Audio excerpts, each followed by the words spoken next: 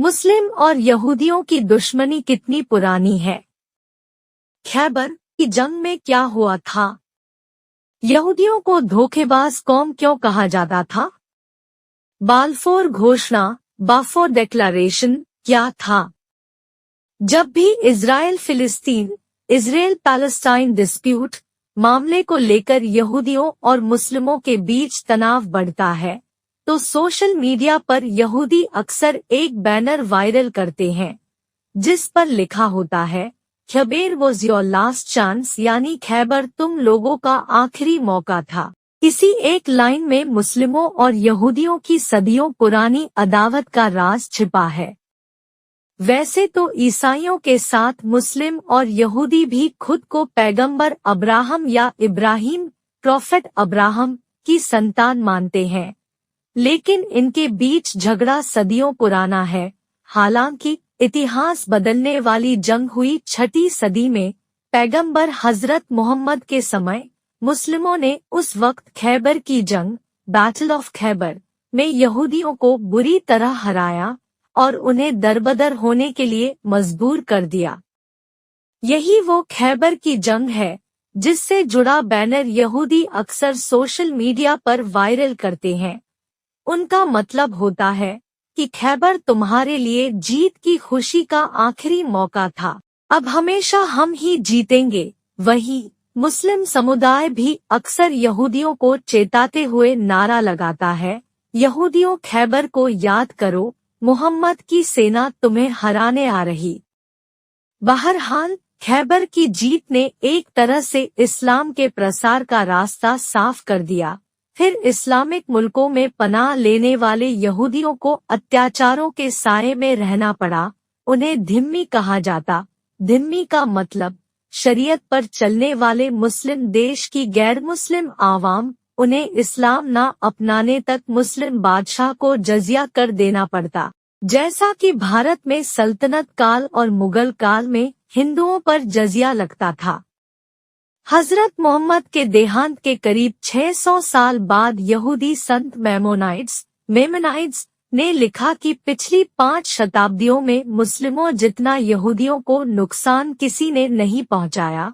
उन्होंने हमें अपमानित करने और नीचा दिखाने में कोई कसर नहीं छोड़ी। खैबर युद्ध के बाद बहुत से यहूदियों ने एशिया छोड़कर यूरोपीय देशों को अपना ठिकाना बना लिया था, लेकिन यूरोप में ईसाइयों ने यहूदियों को पहले ही बदनाम कर रखा था कि उनकी धोखेबाजी से ही ईसा मसीह को सूली पर चढ़ाया गया था। ऐसे में यहूदियों के प्रति पहले से ही एक खास किस्म का पूर्वाग्रह था, जिसे कहते थे एंटीसेमिटिज्म।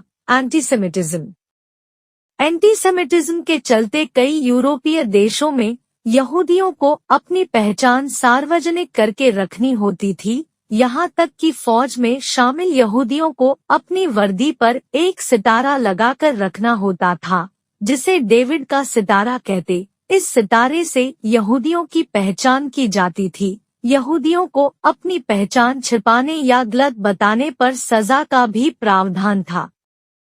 हालांकि वक्त के साथ यहूदियों का दबदबा भी बढ़ा।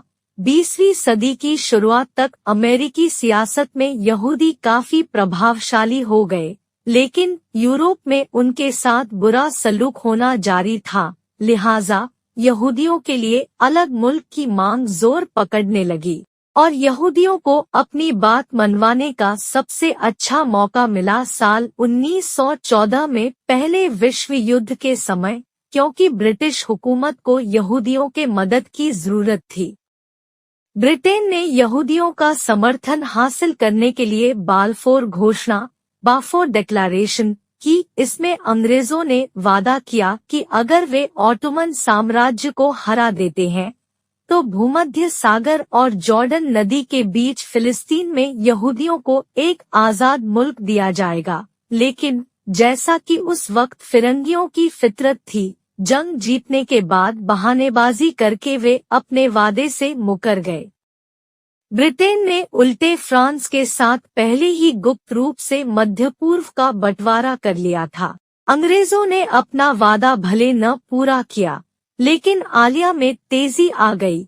आलिया यानी यहूदियों का दूसरे देशों से यरूशलेम की तरफ पलायन। यहूदी लोग बड़ी संख्या में फिलिस्तीन वाले इलाके में जाकर बसने लगे। स्थानीय लोगों ने इसका विरोध किया, लिहाजा अरब लोगों और यहूदियों के बीच तनाव बढ़ा और हिंसक झड़प होने लगी।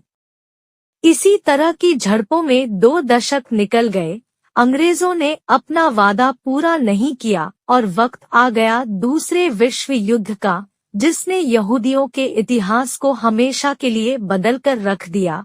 उस समय जर्मन तानाशाह हिटलर ने एंटीसेमिटिज्म का सबसे क्रूर चेहरा दिखाया। उसने योजनाबद्ध तरीके से 60 लाख यहूदियों का नरसंहार कराया। जर्मनी और हिटलर के प्रभाव वाले आसपास के मुल्कों में तो यहूदियों को कैंप लगाकर मारा गया। जब दूसरा विश्व युद्ध खत्म हुआ और यहूदियों के साथ हैवानियत की बात दुनिया भर में फैली, तो सबकी संवेदना उनके साथ हो गई। संयुक्त राष्ट्र संघ पर भी दबाव पड़ा और उसने 1947 में यहूदियों की वर्षों पुरानी मांग पूरी कर दी, वह थी फिलिस्तीन के इलाके में बसने की आधिकारिक इजाजत।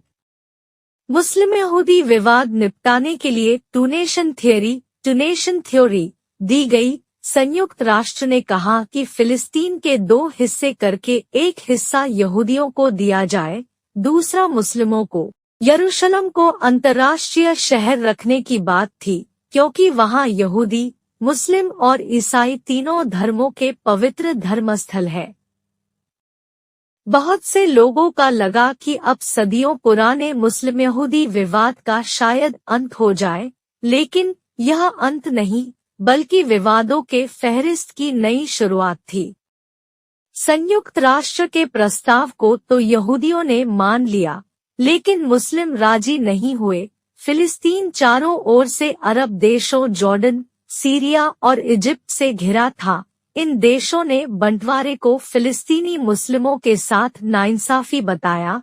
अरब देशों की दलील थी कि मुस्लिमों ने यहूदियों पर कभी अत्याचार नहीं किया। यहूदियों की प्रताड़ना और नरसंहार के लिए तो यूरोपीय मुल्क और ईसाई जिम्मेदार हैं। ऐसे में अगर यहूदियों को अलग देश देना है तो यूरोप में दिया जाना चाहिए।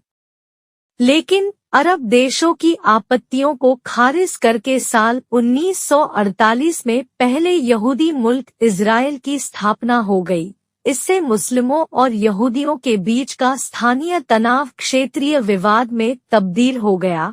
अगले ही दिन इजिप्ट, जॉर्डन, सीरिया और इराक ने इजराइल पर हमला कर दिया। यह था पहला अरब इजराइल संघर्ष, जिसे यहूदियों का स्वतंत्रता संग्राम भी कहा गया। इस लड़ाई के खत्म होने के बाद संयुक्त राष्ट्र ने एक अरब मुल्क के लिए आधी जमीन मुकर्रर की, लेकिन मुस्लिमों और यहूदियों के बीच अविश्वास की खाई लगातार चौड़ी ही होती गई। 7 दशक बीतने के बाद भी इजराइल पर रॉकेट की बौछार और गाजा पट्टी पर बारूदों की बारिश बताती है कि यरूशलेम के पाक इलाके में मुस्लिम और यहूदी अभी भी एक दूसरे के सहअस्तित्व को स्वीकारने के लिए तैयार नहीं।